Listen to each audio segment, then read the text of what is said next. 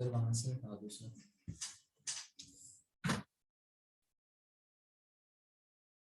ये क्या कर दिया? लीव कर दी ओहो, सर, मन से हो रहा है ना। हाँ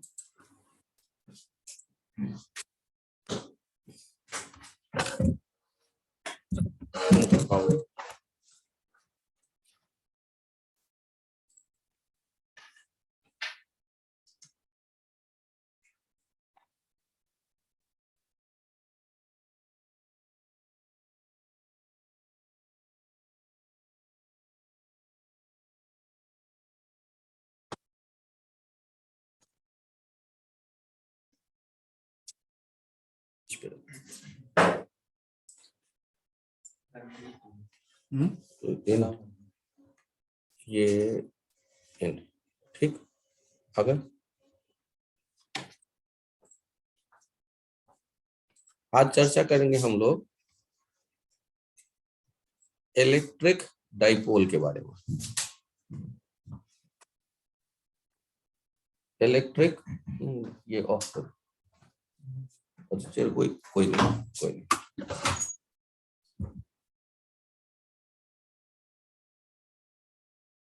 electric dipole.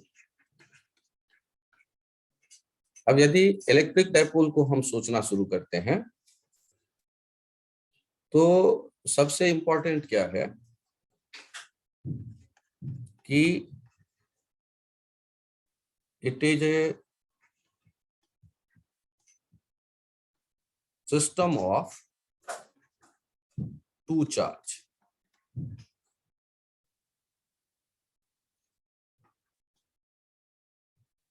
which has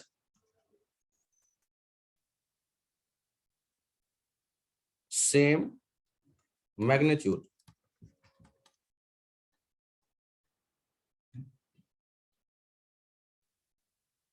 opposite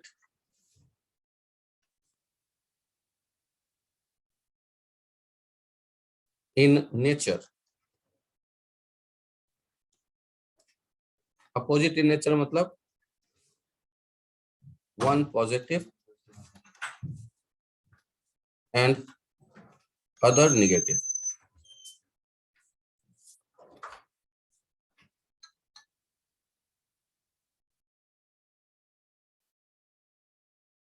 and having a small separation between them।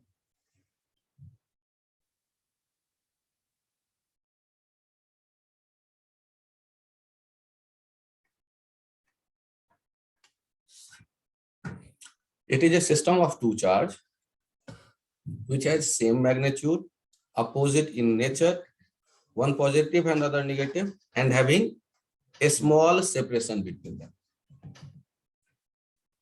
तो आप यदि देखते हो ये एक माइनस क्यू और ये एक प्लस क्यू, और इनके बीच में जो एक कन्वेंशन है उसके हिसाब से हम लोग कहते हैं कि जो सेपरेशन है दैट इज 2l। एक कन्वेंशन,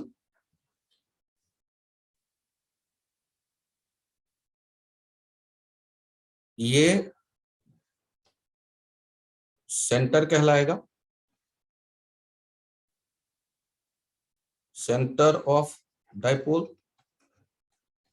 सेपरेशन इनका देख लेते हैं, ये L और ये भी L, सेंटर ऑफ डाइपोल।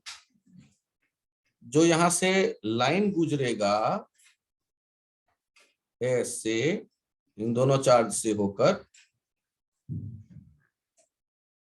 इसे आप कह देते हैं axis of dipole. Axis of dipole.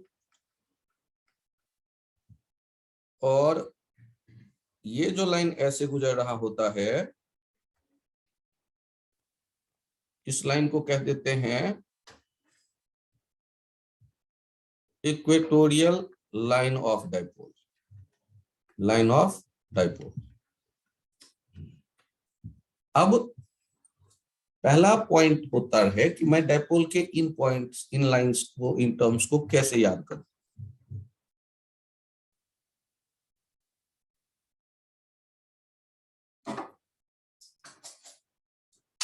In points को, इन लाइंस को कैसे याद रखूं? Centre of dipole, equatorial line of dipole, axis of dipole. ऊपर है इक्वेटोरियल लाइन, तो दो ही है ना सर? दो ही है। आपने तीन बोले। तीसरा है सेंटर ऑफ डाइपोल। अच्छा ठीक है। अगले पेज पे देखो, आपने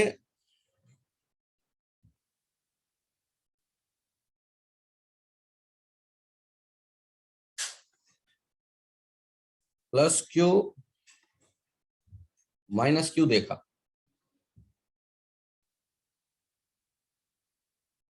तो ये जो लाइन होगा ये होगा axis,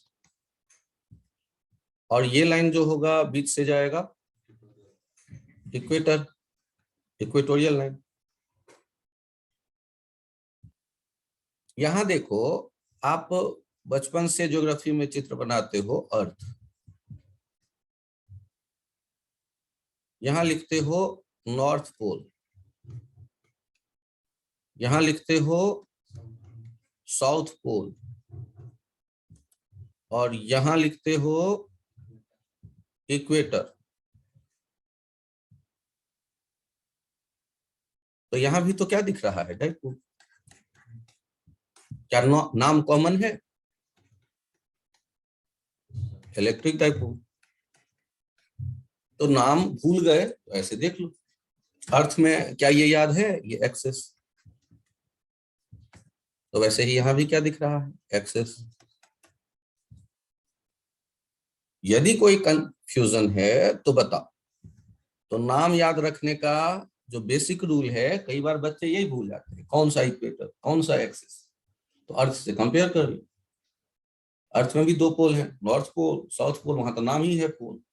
north pole, south pole तो डाइपोल, क्योंकि दो पोल हैं। एक्सेस, इक्वेटर, यहां भी वही है, एक्सेस, इक्वेटर। क्या नाम याद हो गया? और बीच में जो पॉइंट है, इस पॉइंट के लिए क्या नाम रखा था हम लोगों ने? हाँ, सेंटर। और यहां एक पॉइंट मेंशन कर लीजिएगा कि डिस्टेंस ऑफ डाइपोल जब कहा जाएगा, यदि कभी टर्म क्या यूज होता है? यदि कभी काम होता है, टर्म लिखा जाता है distance from dipole, distance from dipole. It means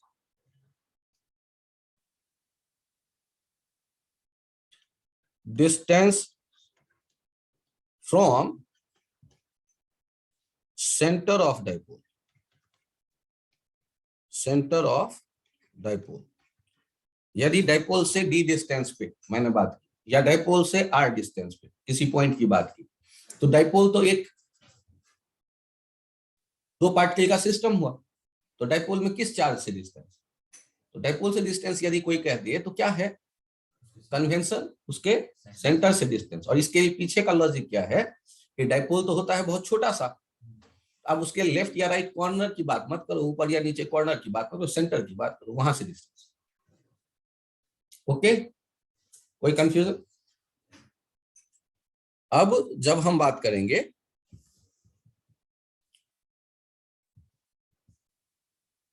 electric field lines, field lines and equipotential surfaces and equipotential surfaces, equipotential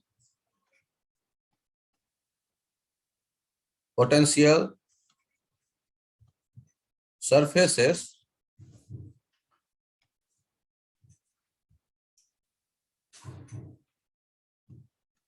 और द डाइपोल। तो ध्यान से देखिए, एक ले लेते हैं माइनस क्यू चार्ज और एक लेते हैं प्लस क्यू चार्ज। तो क्यू से निकलती है इलेक्ट्रिक लाइन, जैसे बल्ब से रोशनी निकलती है, और माइनस पे पहुंचती है। अपोजिट नेचर के लाइन एक दूसरे को अट्रैक्ट कर लेते हैं, तो प्लस से निकल के माइनस पे आके खत्म हो गया। प्लस से निकला था इनफाइनाइट पे जाने, बगल में माइनस दिखा तो बेवकूफ थोड़े ना है, ये लाइन पहुंच गया यहाँ पे, उसके बगल वाला लाइन भी पहुंच गया यहाँ पे, ये लाइन भी पहुंच गया यहाँ पे। कुछ लाइंस ऐसे आप देख लो, यहाँ पे, यहाँ पे,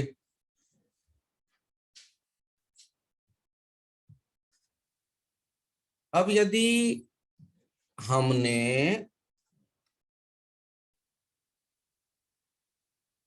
ऐसे देखा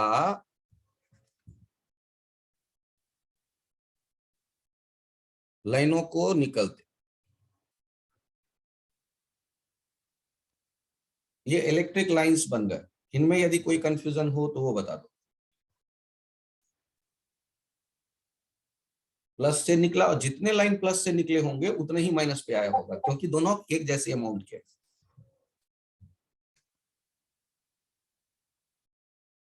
दोनों एक जैसे अमाउंट के हैं।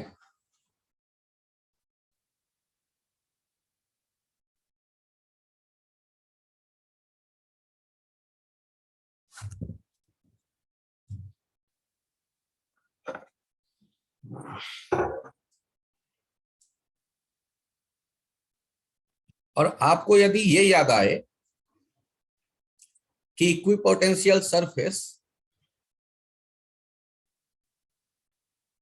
एक पॉइंट याद आता है, equi potential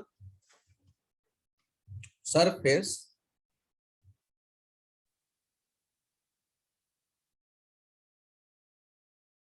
must be perpendicular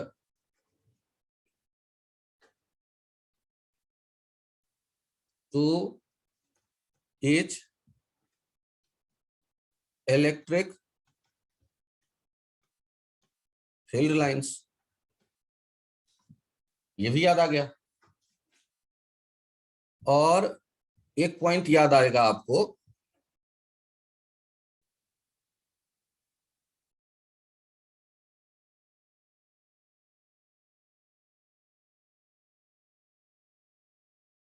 density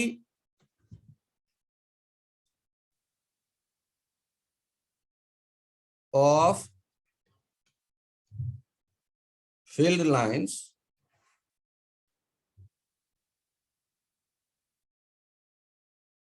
higher means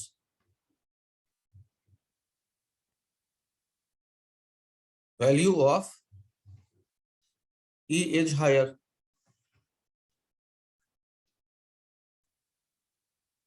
और डेल्टा भी जो होता है वो लिखते हैं E इंटू डी। यदि पोटेंशियल डिफरेंस लिखते हैं तो वो E इंटू डी लिखते हैं। सर ये कहानी, इतनी कहानी आपने क्यों सिखाई? तो सोचो, मुझे इक्विपोटेंशियल सरफेस बनानी है। क्या बनाने हैं? माइनस क्यू को ध्यान से देखो, माइनस क्यू के राइट साइड में ज्यादा डेंसिटी दिख रहा है इलेक्ट्रिक लाइंस का या लेफ्ट साइड में? राइट साइड में दिखा ना। इसका मतलब होगा कि राइट साइड में जो आप बनाएंगे इक्विपोटेंशियल सरफेस, वो थोड़ा दूसरा जो होगा पोटेंशियल डिफरेंस, मान लो 10 वोल्ट वाला, तो राइट साइड में वो नजदीक होगा और लेफ्ट साइड में वो दूर होगा, क्योंकि ज्यादा डिस्टेंस में 10 पोटेंशियल डिफरेंस का, 10 वोल्ट का पोटेंशियल डिफरेंस मिलेगा, क्योंकि इलेक्ट्रिक फील्ड स्ट्रेंथ कम है लेफ्ट साइड में। तो जब आप इक्विपोटेंशियल सरफेस बना रहे हैं तो आप क्या फील करते हैं कि राइट साइड में थोड़ा ही आगे बढ़ने पर आपको 10 वोल्ट का डिस्टेंस पोटेंशियल डिफरेंस मिल गया, जबकि लेफ्ट साइड में ज्यादा दूर तक वो आना पड़ेगा उसे। क्या ये आइडिया समझ में आया? और यही काम कहां करेंगे आप? प्लस क्यू पे भी, सिमेट्रिकल है इसलिए।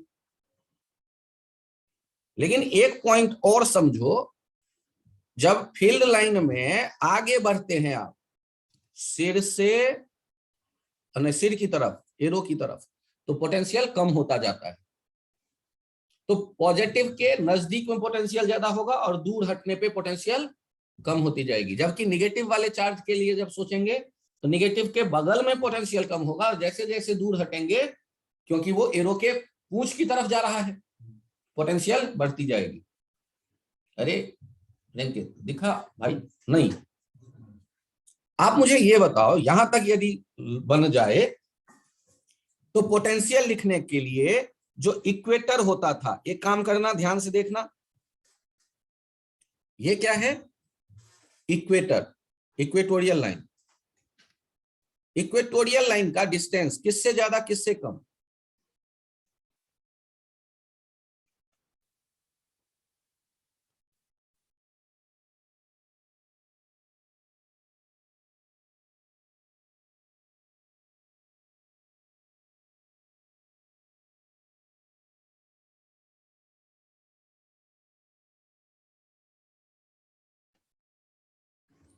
ध्यान से देखिए, पोटेंशियल यहां लिख रहे होते तो पोटेंशियल कैसे लिखते? एक के लिए के क्यू बाय आर और दूसरे के लिए माइनस के क्यू बाय आर। ये क्या हो जाता? जीरो। पॉइंट चार्ज से आर डिस्टेंस पे पोटेंशियल तो याद ही है ना, और सिमेट्री के कारण दोनों से आर डिस्टेंस है। तो आप जब इसे जीरो कह देते हैं तो इधर कहीं भी आओगे तो पोटेंशियल ग्रेटर देन जीरो होगा, और इधर कहीं भी जाओगे तो पोटेंशियल लेस देन जीरो होगा। क्यों? क्योंकि इक्विपोटेंशियल लाइन पे जीरो है पोटेंशियल, उसके राइट साइड में पॉजिटिव डोमिनेट कर जाएगा तो पोटेंशियल पॉजिटिव, और लेफ्ट साइड में नेगेटिव डोमिनेट कर जाएगा, नेगेटिव से नजदीक होगा पॉइंट, तो पोटेंशियल नेगेटिव। क्या ये आइडिया भी समझ में आ गया? कोई कंफ्यूजन? चित्र बना लो, इस पे विचार कर लो, क्योंकि इससे क्वेश्चन बनाए जा सकते हैं। क्वेश्चन टफ आसान नहीं होता, हमारा सोचने का तरीका सही है तो आसान है सब कुछ।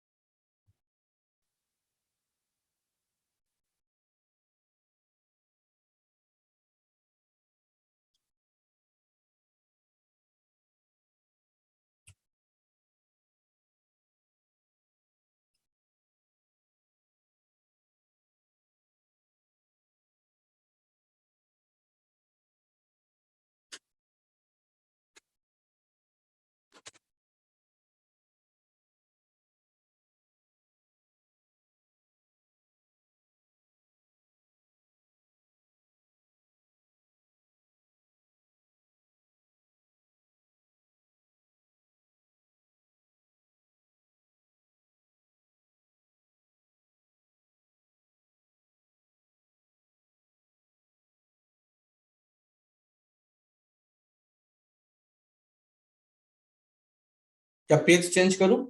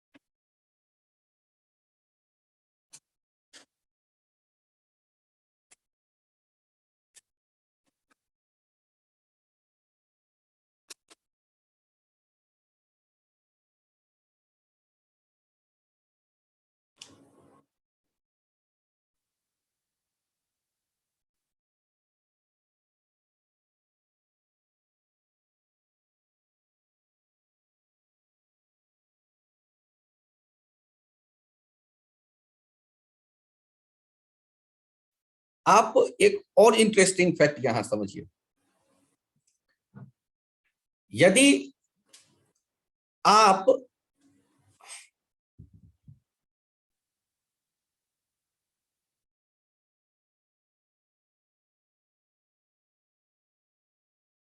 यहां पर देख रहे हैं इलेक्ट्रिक फील्ड, तो क्या इक्विपोटेंशियल लाइन आपको समझ में आ गया? कौन सा पोटेंशियल ज्यादा होगा रिंकित, V1 और V2? V1 और V2 में कौन सा पोटेंशियल ज्यादा होगा? ये तो इक्विपोटेंशियल लाइन है ना, इलेक्ट्रिक फील्ड पे 90 डिग्री पे, तो हर एक जगह इस लाइन पे V1 पोटेंशियल कहोगे और इस लाइन पे हर एक जगह क्या कहोगे पोटेंशियल, V2 पोटेंशियल। और इनका जो डिफरेंस होता है V1 माइनस V2, पूंछ वाला ज्यादा और ये सर वाला कम, ये किसके बराबर होगा? E इंटू इनके बीच का जो शॉर्टेस्ट डिस्टेंस है D के बराबर। ये क्लियर है ना? हायर पे कौन है? पूंछ की तरफ, पूंछ माने ये इधर टेल, और ये सिर की तरफ क्या कहते हो? ज्यादा। सिर की तरफ क्या कहते हो? ज्यादा। कोई कंफ्यूजन?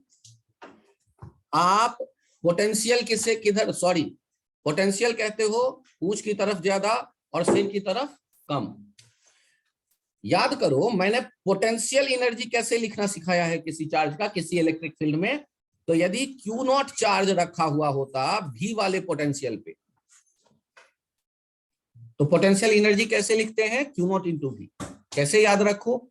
डिफिनीशन क्या था? Potential energy per unit test charge, यही तो होता था V। तो पोटेंशियल एनर्जी कितने के बराबर हो जाएगा? Q0 into V। अब मुझे बताओ कि यदि यहां पर मैंने Q0 चार्ज को रखा और यहां भी मैंने Q0 चार्ज को रख के देखा, तो पोटेंशियल एनर्जी 1 पे कितना होगा? For Q0 potential energy will be, कितना हो जाएगा पोटेंशियल एनर्जी? U1 हो जाएगा Q0 V1 और U2 हो जाएगा Q0 V2। कौन सा पोटेंशियल एनर्जी ज्यादा? अंश। तो हम क्या कह देंगे? U1 greater than U2। सोचो,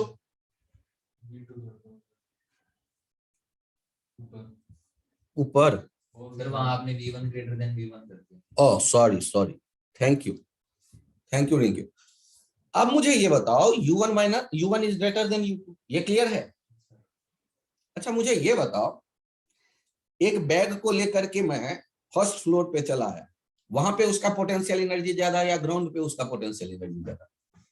एच हाइट आ गए तो एच हाइट पे, क्योंकि हम छोड़ेंगे पोटेंशियल एनर्जी कम होगा और काइनेटिक एनर्जी बढ़ेगी। ये भी फील कर सकते हो ना? तो मुझे ये बताओ कि यदि मैं एक क्यू चार्ज को, पॉजिटिव क्यू चार्ज को इधर से कहीं से रिलीज करूं, पॉजिटिव क्यू चार्ज को, क्यू डैश चार्ज को यहां से रिलीज किया,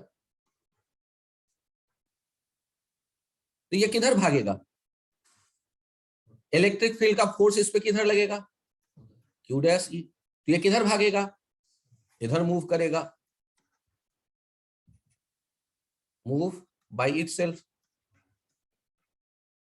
तो ऑब्जेक्ट की नेचुरल टेंडेंसी क्या होती है? Natural tendency to move higher potential energy region to higher potential energy to lower potential energy region. तो हमने इसको भागते देखा लेफ्ट से राइट, तो मैं समझ गया कि लेफ्ट की तरफ हायर पोटेंशियल एनर्जी रीजन है और राइट की तरफ लोअर पोटेंशियल एनर्जी रीजन। लेकिन सोचो, यदि मैं ऐसा करूं कि एक निगेटिव चार्ज को यहां से रिलीज कर दूं, माइनस क्यू रिलीज, ये क्या राइट भागेगा या इस पे फोर्स किधर लगेगा? F, Q into E। या क्यू डबल डैश कह देता हूं, Q double dash into E T. Sir minus क्यों नहीं लिखा? अरे माइनस तो यही बताता कि अपोजिट भागेगा, जाएगा ना। ये किधर भागेगा, राइट की तरफ या लेफ्ट की तरफ, क्या लगता है? लेफ्ट की तरफ। तो अब बताओ, यदि माइनस क्यू को मैं रखता ए वाले पोजीशन, पहले वाले लाइन पे माइनस क्यू, और एक यहां रखता माइनस क्यू, तो इन दोनों जगहों पर ये ए और बी पर कहां पर माइनस क्यू का पोटेंशियल एनर्जी ज्यादा होगा, ए वाले पोजीशन पे या बी वाले पोजीशन पे? क्यों बी पे? क्यों? तो तुक्के भेड़ दिए, अब अकल लगा लो। यदि मैं बी पे छोड़ूंगा तो माइनस क्यू किधर भागेगा, ए की तरफ। इसका मतलब बी पे निश्चित रूप से हायर पोटेंशियल एनर्जी रहा होगा। ऐसे फील करो, फॉर्मूला याद नहीं करें, समझें कि मैं रिलीज कर देता हूं। यदि मैं ए से रिलीज कर दूंगा, बी के अपोजिट भागेगा, मतलब बी की तरफ हायर पोटेंशियल एनर्जी है। तो निगेटिव चार्ज के लिए ठीक अपोजिट हो जाएगा सोचना पोटेंशियल एनर्जी का, जो पॉजिटिव चार्ज के लिए आप सोच रहे हैं। ये बहुत से बच्चों को कतई याद नहीं रहता, क्योंकि वो याद करने की कोशिश करते हैं। आप कैसे देखें, for minus Q potential energy will be U1 equals to minus Q V1, U2 equals to minus Q V2. Since V1 is greater than V2, minus Q V1 is less than minus Q V2, क्योंकि जैसे ही minus से multiply करते हैं तो बीच वाला sign क्या हो जाता है, इंटरचेंज, बदल जाता है, ग्रेटर देन से लेस देन में आ गया। तो हम पोटेंशियल एनर्जी को क्या देख रहे होंगे, U1 is less than U2। ये तो हो गया मैथमेटिक्स। और बिना मैथमेटिक्स के आपने क्या सोच लिया, बिना मैथमेटिक्स के आपने वैसे ही एनालाइज कर लिया। क्या एनालाइज कर लिया था? वैसे ही एनालाइज कर लिया था कि if we release charge at negative charge at B, it will move towards A, hence B has higher potential energy for negative charge। क्या ये याद रहेगा? मतलब आप अदरवाइज डायरेक्ट सोच लेना कि U at B is greater than U at A for negative charge और माइनस Q। तो ये जो छोटा सा आइडिया है, इसमें भी बच्चे गलत करते हैं, इसके भी क्वेश्चन गलत करते हैं, और उसके पीछे का लॉजिक होता है कि हम याद करते हैं। एक बार समझ लो, ग्रेविटी का जो फील है ना, वो भी यहां यूज कर सकते हो कि हमेशा, या एनर्जी कंजर्वेशन आपने पढ़ा क्लास 11th में या 11th वाले टॉपिक में, loss in potential gain in kinetic, loss in potential energy gain in kinetic energy. तो बी से यदि ए की तरफ आएगा तो काइनेटिक एनर्जी बढ़ा, तो निश्चित रूप से पोटेंशियल एनर्जी कम हुआ हो। तो ये पेज भी नोट कर लें अपने हिसाब से आप।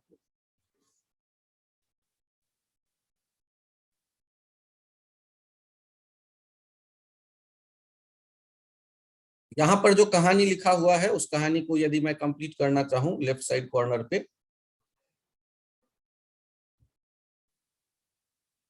मैं लिखता हूं,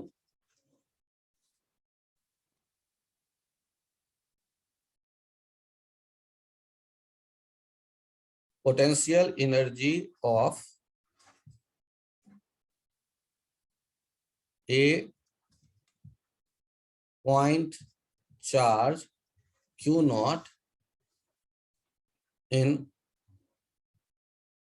electric field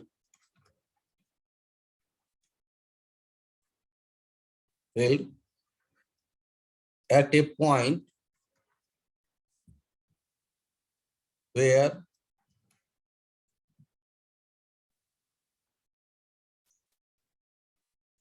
potential is V is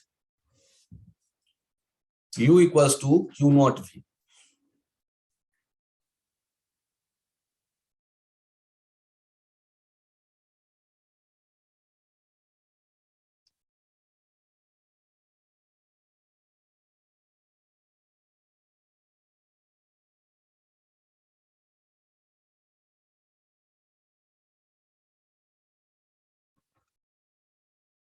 ये आइडिया सेट कर लो दिमाग में कि पोटेंशियल एनर्जी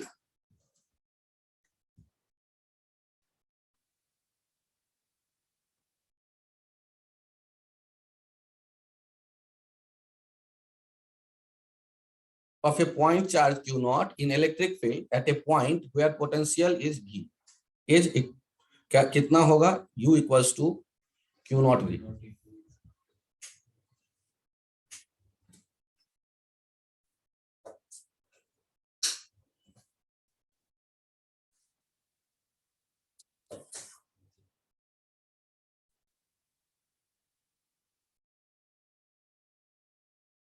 तो आपके मन में ये विचार आ सकता है,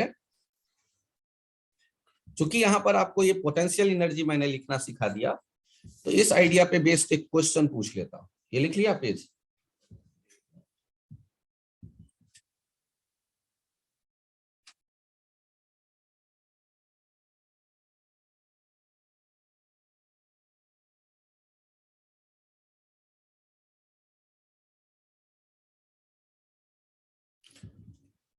अरे रिंकित क्या यार, अभी आजकल मतलब एनर्जी थोड़ा सा कम, एनर्जी लेवल कम लग रहा है, ठीक तो कंफर्टेबल, परेशान क्या, मतलब ज्यादा वर्कलोड चल रहा है आजकल? अब तो थोड़ा रिलैक्स हो रहा होगा, कुछ टॉपिक खत्म भी हो रहे होंगे कि नहीं? इसी का टेंशन हो रहा है कि टॉपिक तो खत्म हो रहे हैं। अरे भाई, अब एग्जाम का डेट वेट तो अभी नहीं आया है।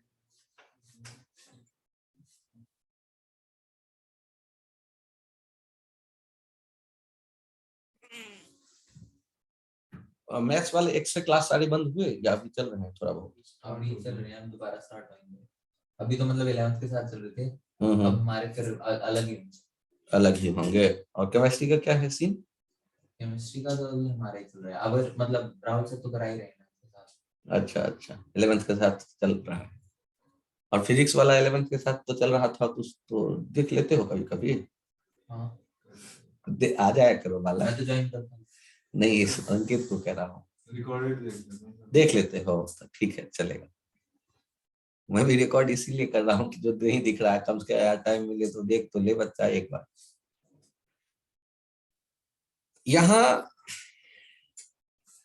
देखना एक क्वेश्चन, ये एक चार्ज्ड Q1 वाला ring, radius R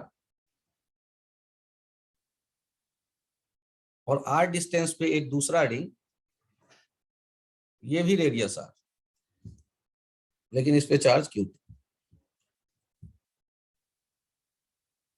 centre C1, centre C2। आपसे कहा गया फाइंड आउट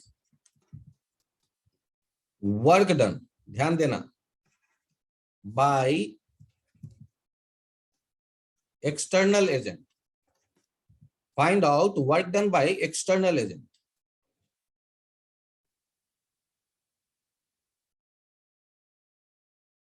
टू शिफ्ट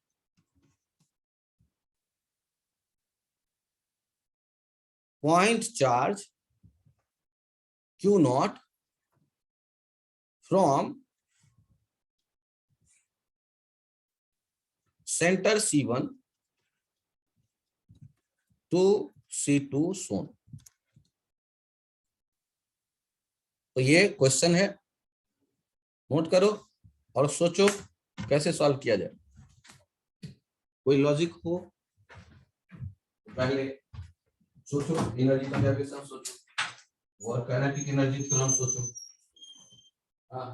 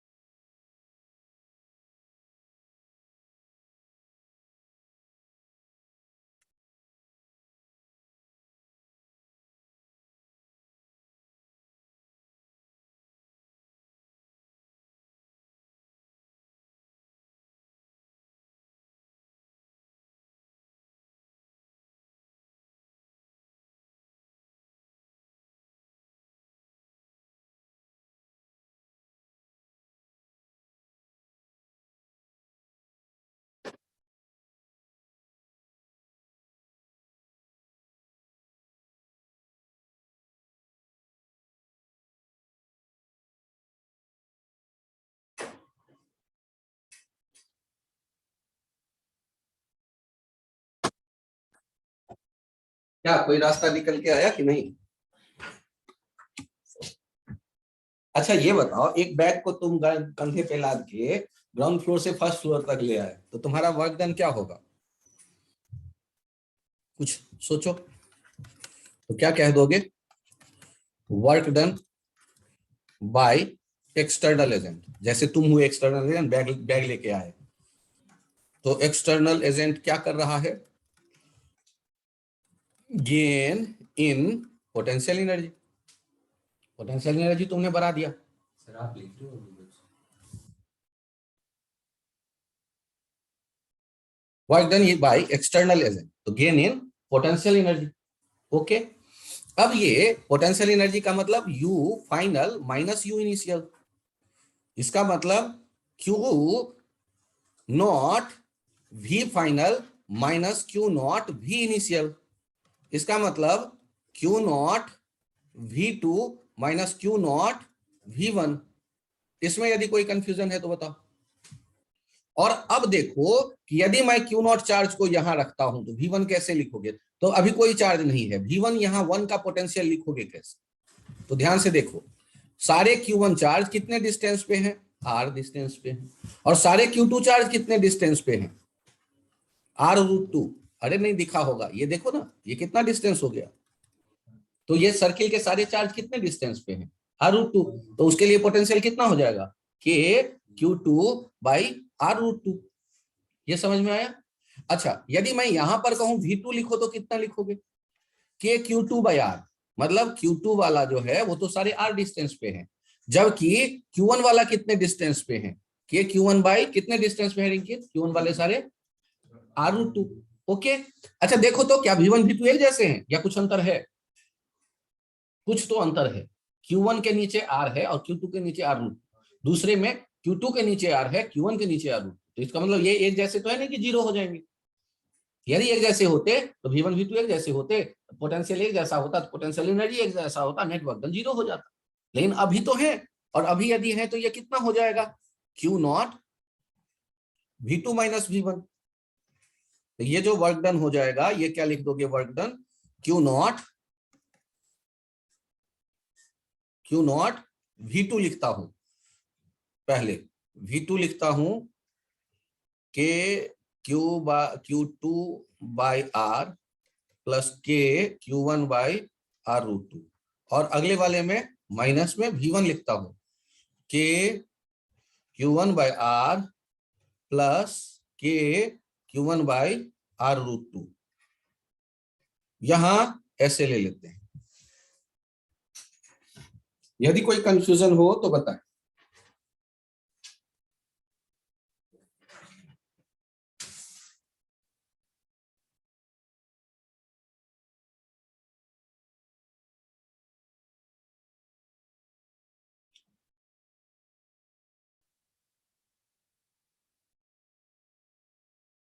तो ये वर्क डन सोचने के लिए आइडिया इंपॉर्टेंट है कि आपको पोटेंशियल लिखना आए और फिर पोटेंशियल को 4 से मल्टीप्लाई करके पोटेंशियल एनर्जी होता है ये समझ में आए, और फिर आप मैकेनिक्स 11th वाला सोच लो कि वर्क डन हो गया gaining potential energy external agent का।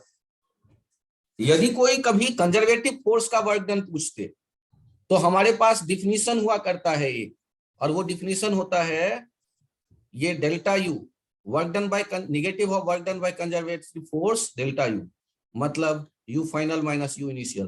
तो work done by conservative force हो जाता है U initial minus U final. तो यदि कभी कह देता कंजर्वेटिव फोर्स मतलब वो जो इलेक्ट्रिक फील्ड है उसका वर्क बताओ, तो वो लिखेंगे you initial minus U final. लेकिन यदि कहे एक्सटर्नल एजेंट का वर्क डन बताओ, तो एक्सटर्नल एजेंट का वर्क डन मतलब हो जाएगा Q not you initial minus U final minus U initial. ये अंतर समझ में आया? ये छोटे छोटे पॉइंट्स हैं, लेकिन यही पॉइंट्स जिनसे टफ क्वेश्चन भी बनेंगे, आसान भी बनेंगे, सोचने का रास्ता यदि हमारा सही है। ये वर्क पावर पढ़ाते वक्त भी चर्चा किया जाता है कंजर्वेटिव फोर्स के साथ, अभी भी चर्चा कर रहा हूं क्योंकि इलेक्ट्रिक फील्ड कंजर्वेटिव। अरे थैंक यू।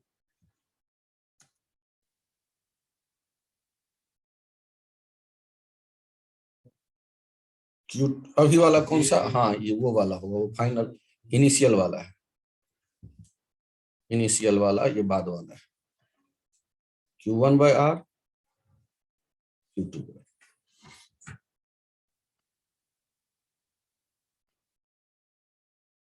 क्या यहां तक का आइडिया कंफर्टेबल हो गए? इंपॉर्टेंट है ये, और यदि आपके समझ में आ जाए तो बड़ी बात। यदि कंजर्वेटिव पूछता तो ये करते, कंजर्वेटिव का वर्क पूछता तो ये सोचते। अभी अभी नो यूज, तब ये केवल कंसेप्ट है। इलेक्ट्रिक फील्ड का वर्क पूछता तो ये लिखते।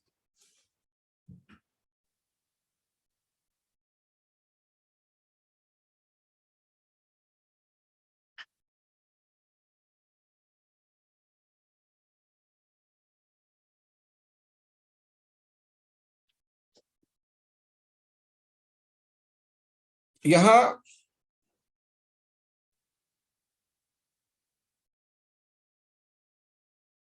ये एक चार्ज देखो plus Q ring,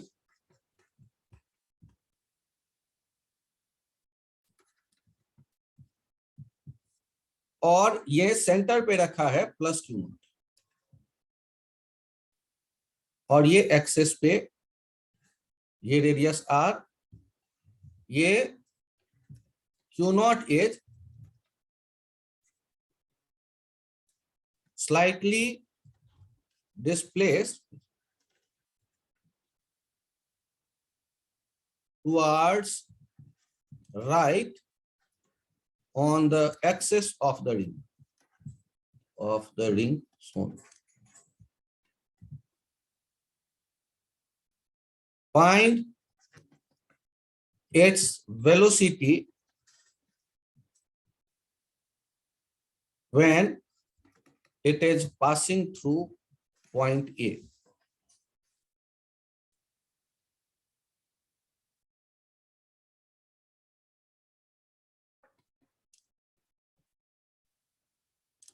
Point A. सुन, आपको इस एग्जांपल में एक चार्ज पार्टिकल को क्या किया गया, क्यू नॉट पे सेंटर पे रखा है, और उसे क्या किया आपने, रिलीज कर दिया एक्सेस के लॉन्ग।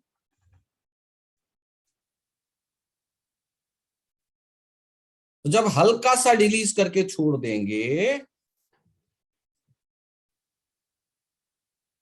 तो हल्का सा रिलीज करके छोड़ देंगे तो क्या होने वाला है, ए से वो भागेगा दूर की तरफ राइट साइड, राइट साइड क्यों भागेगा? अरे दोनों प्लस है यार, रिंग पे भी प्लस है, वहां भी प्लस है, तो भगाएगा ना या नहीं भगाएगा? तो जब वो क्यू नॉट यहाँ पे पहुंच जाए और भाग रहा हो, तो ये जो क्यू नॉट रखा है उसका मास बता दूं m। तो जब यहां पर वो भागता दिखे तो उसका वेलोसिटी v नॉट क्या होगा इस जगह पर। तो सॉल्व कैसे करेंगे? सॉल्व करते वक्त लिखेंगे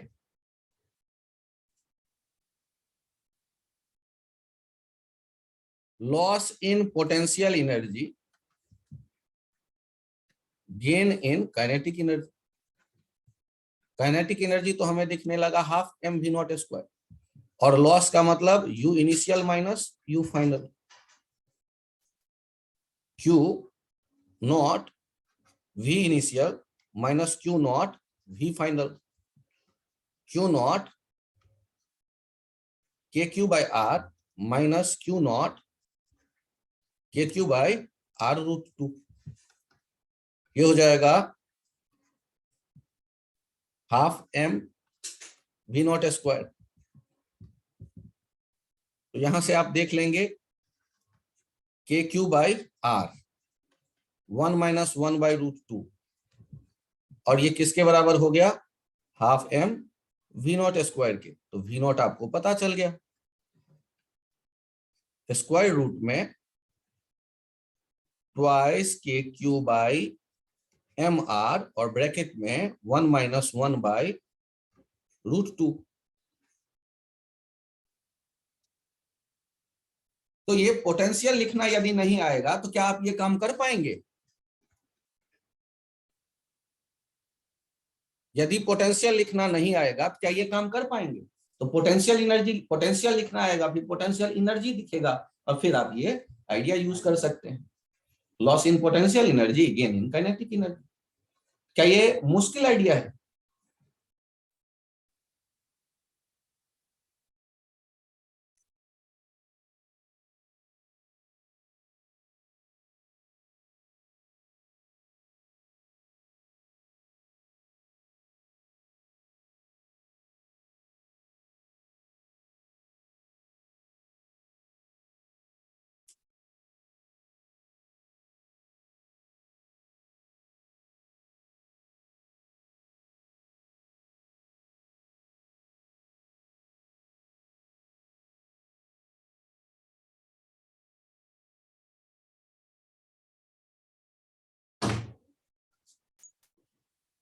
चलो ओके, इसमें यहां तक में कोई कंफ्यूजन तो बोलो।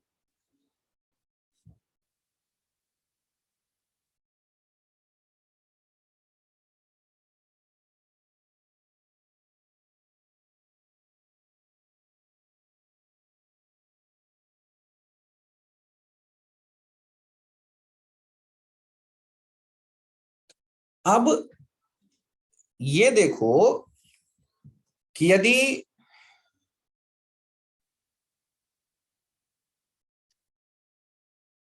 तुम्हारे सामने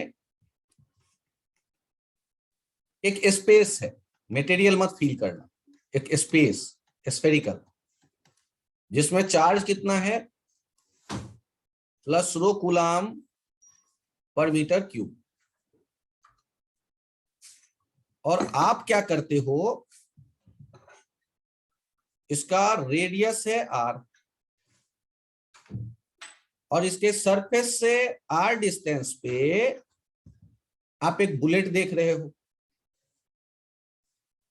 और इस पे चार्ज है प्लस क्यू नॉट, और इसको वी नॉट स्पीड से आते देख रहे हो।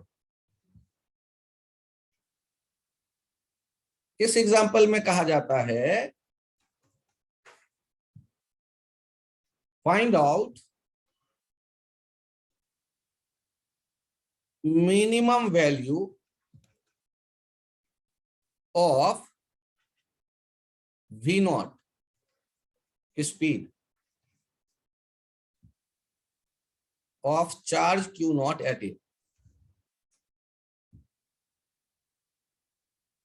charged bullet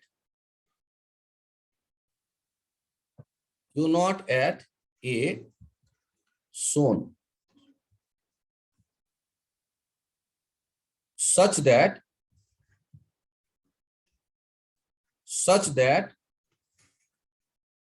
it can cross the charged spherical region shown. Charged spherical region shown.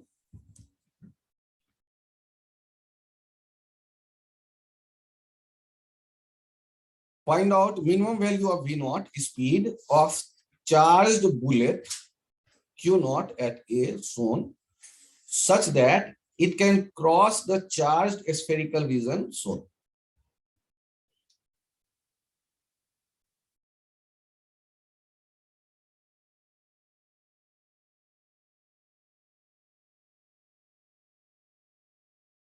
आप अब मूड बनाते हैं कि इसे सॉल्व करेंगे।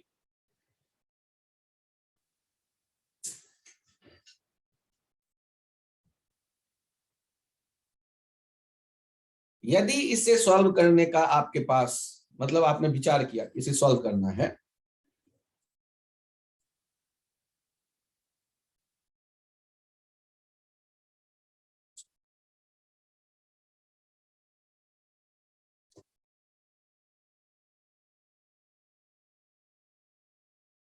तो क्या दिमाग में आ रहा है? यहां ये अभी आपको कह दिया गया neglect any resistance.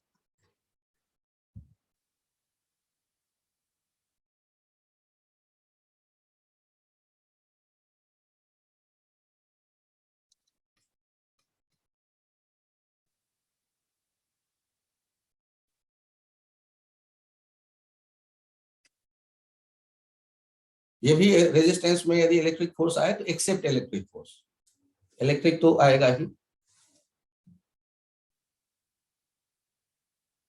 Accept electric force, except electric force.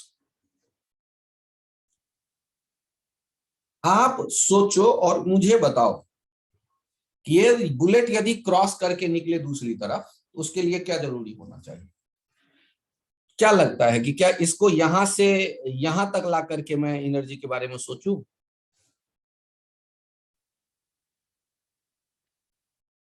या यहां से यहां तक लाके एनर्जी के बारे में सोचूं? तो देखो बुलेट आएगा तो ये सारा चार्ज जो स्फीयर में है वो रिपेल करेगा, भाई मत आ। और यदि वो सेंटर तक पहुंच गया किसी तरह भागते दौड़ते और सेंटर से थोड़ा सा भी आगे निकल गया, तब क्या होगा? यदि वो सेंटर से आगे कहीं भी आके रुक गया तो जो चार्जेज होंगे वो इधर इलेक्ट्रिक फील्ड किधर बना देता है, इस तरफ, तो वो क्यू नॉट पे फोर्स किधर लगने लगेगा, राइट की तरफ, तो वो तो खुद धकेल के बाहर कर देगा। अरे तुम्हारे समझ में आया लिंक किया? सेंटर से पहले यदि बुलेट है तो उसपे फोर्स किधर लगेगा, इलेक्ट्रिक फील्ड बाहर की तरफ है तो फोर्स भी इधर लगेगा क्यू नॉट, तो अपोज करेगा, नहीं आने देना चाहेगा। लेकिन यदि सेंटर पे पहुंच गया और सेंटर से थोड़ा सा भी आगे आ गया तो अब सारा इलेक्ट्रिक फील्ड उसे खुद बाहर कर देगा। तो हम क्या कोशिश करें मिनिमम वैल्यू वी नॉट के लिए कि किसी तरह ये ए से कहां पहुंच जाए, सेंटर तक। तो ए टू सेंटर सी, मैं सोच रहा हूं loss in kinetic energy, gain in potential energy. ध्यान से देखिएगा, काइनेटिक एनर्जी का लॉस होने वाला है half M V not square minus 0, क्योंकि वहां रुक गया, जस्ट किसी तरह भागते दौड़ते वहां तक पहुंच गया, उसके आगे धकेलने वाला काम बाकी कर लेगा ये सब। और गेन कैसे लिखोगे? Q not V final minus Q not V initial. ये एम मास का बुलेट है, ध्यान रखना क्वेश्चन में गिवन है मान लो। और ये क्यू नॉट वी फाइनल मतलब V at centre minus V at A. तो आगे देखो, यदि मैं सॉल्यूशन यहां लिखना चाहता हूं half M V not square, ये किसके बराबर हो गया, क्यू नॉट। सेंटर याद रखना ये कैसे लिखते हैं, यदि ये टोटल चार्ज Q कह दिया जाए, ये किसके बराबर 4/3πr³ इंटू रो, तो सेंटर पे क्या लिखा जाता है 3kq/2r। ये पोटेंशियल होता है स्फेरिकल चार्ज सिस्टम के, कल फॉर्मूला लिखवाया है, याद करना इसलिए जरूरी है। 3/2kq/r पोटेंशियल होता है स्फेरिकल चार्ज रीजन के सेंटर पे, माइनस के क्यू सेल थ्योरम के कारण 2r डिस्टेंस पे kq/2r। kq/r कहते ना, स्फीयर के चार्ज को सेंटर पे मान लो, और ये वाला पॉइंट कितना डिस्टेंस है 2r, kq/2r। तो यहां से कितना आ गया,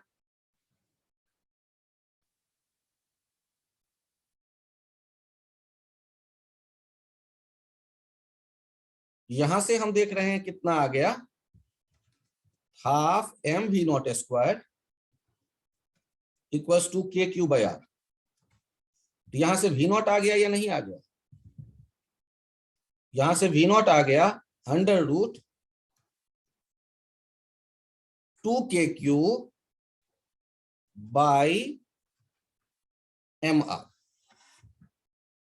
2kq/m/r। इस वाले पार्ट में यदि कोई कंफ्यूजन है तो बताओ, ये पॉइंट क्लियर, नोट कर लो यदि नोट कर रहे हो तो।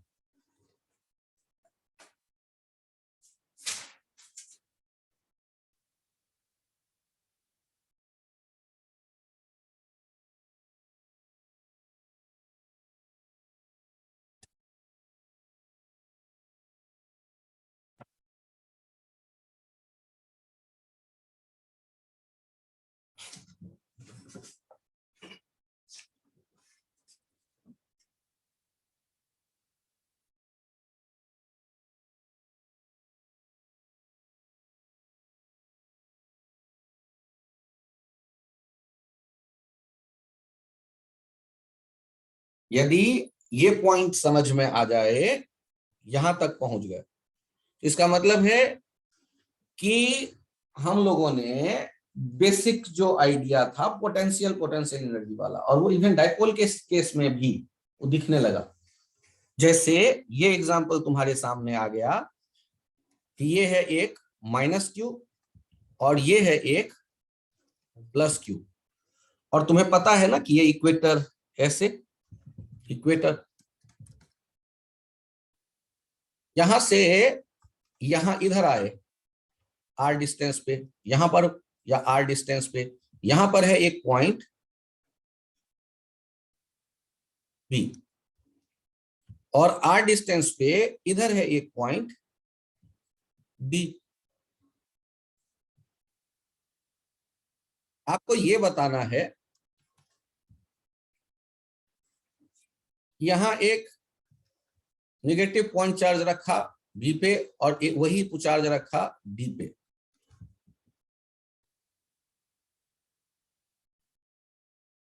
If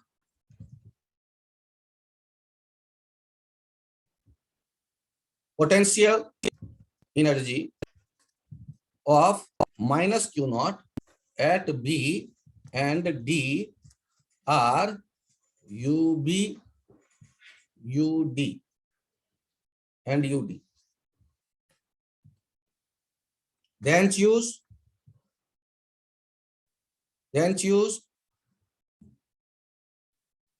correct option, then choose correct option। पहला option U at B equals to U at B, दूसरा option U at B greater than U at B, तीसरा option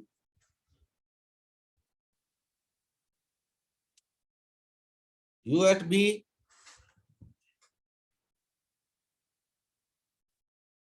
is less than U at B, चौथा option data insufficient.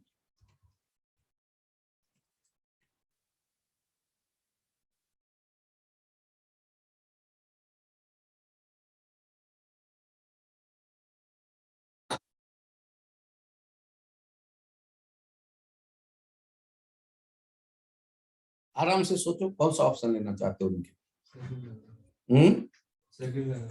Second लग रहा है। चलो रिंकित ने second चुना। बालक अंश तुम भी कोई चुन सकते हो जो तुम्हें पसंद है।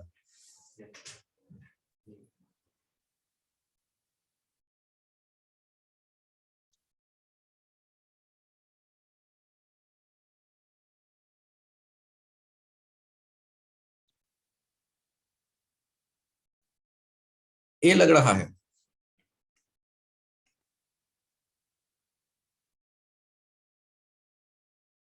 नीचे वाले से कुछ फर्क पड़ेगा ऊपर?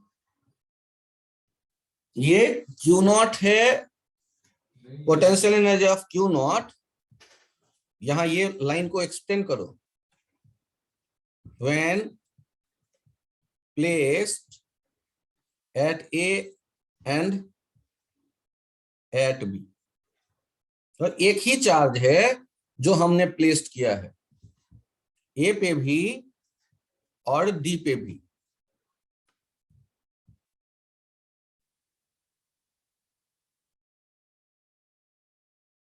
ए पे भी, बी पे भी और डी पे भी।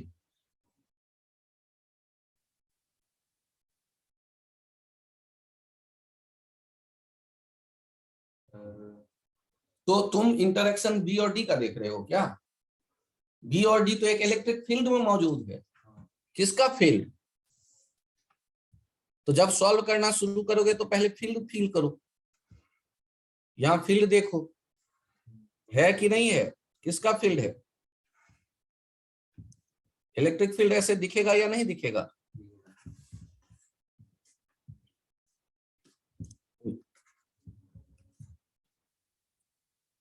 फील करो, यदि ये दिखेगा उसके बाद सोचना शुरू करो।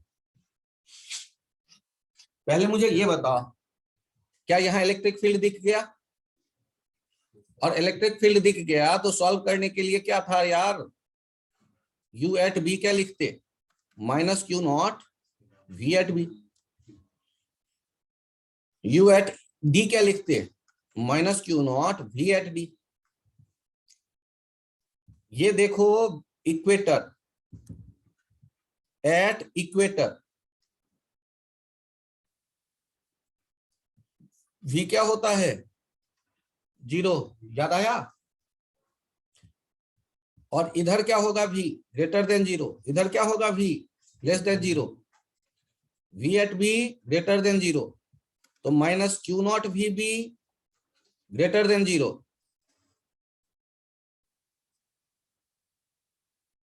V at D less than 0, इसलिए minus Q not V D.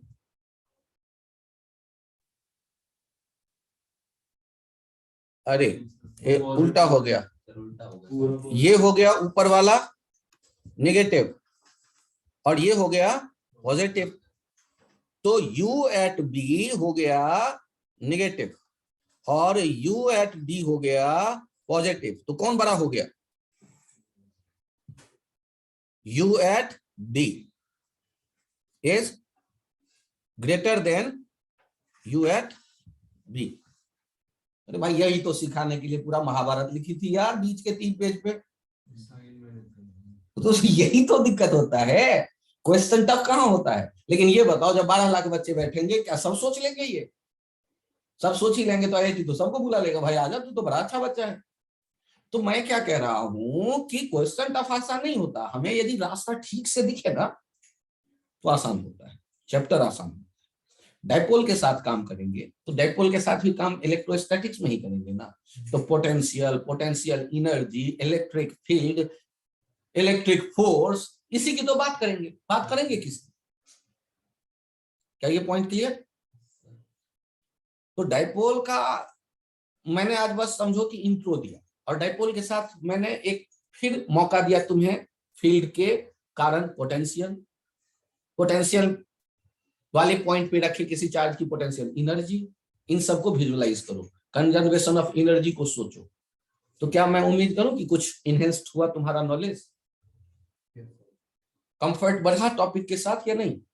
Electrostatics से थोड़ा सा क्या लग रहा है कि थोड़ा काम करेंगे तो कंफर्ट बन जाएगा या नहीं? अपना बुकलेट अब आप ट्राई करो, एक्सरसाइज 1 उठाओ और कम से कम कोशिश करो अगले टर्म तक 30 सवाल या 40 सवाल बना दो। इस चक्कर में ना रहे कि किसी दिन सर होमवर्क देंगे, किसी दिन डिस्कस करेंगे। मैं कह रहा हूं आपसे बनेगा, नहीं बनेगा तो समझाऊंगा, तो समझ में तो आएगा। आप उस लेवल पे हो कि आप समझ जाओ, कोई दिक्कत नहीं आएगी। ठीक है, आज के लिए यहीं तक रखते हैं। Thank you.